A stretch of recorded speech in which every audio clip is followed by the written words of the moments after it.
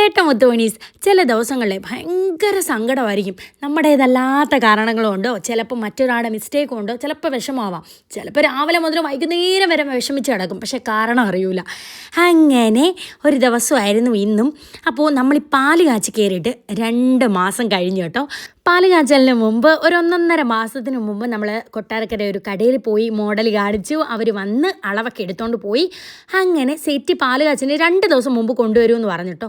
കൊണ്ടുവന്നപ്പോഴോ എൻ്റെ പൊന്നെ, അളവിൽ കൂടുതലാണ് ഇവർ പണിഞ്ഞു വെച്ചത്. നമുക്ക് അങ്ങോട്ട് കയറുന്നുമില്ല. പാർട്ടീഷനൊക്കെ ഇരിക്കുന്നതുകൊണ്ട് ഇവർ ഉന്തിത്തള്ളി ആ സെറ്റിയുടെ കാല് വരെ ഒടിഞ്ഞു കേട്ടോ.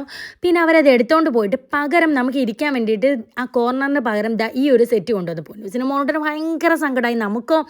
നമ്മൾ ഒരു കടയിൽ ചെല്ലുമ്പോൾ ആദ്യം നമ്മളെ ഭയങ്കരമായിട്ട് ട്രീറ്റ് ചെയ്യും. സാധനം വാങ്ങിച്ചു കഴിഞ്ഞ് കിടക്കുന്നു.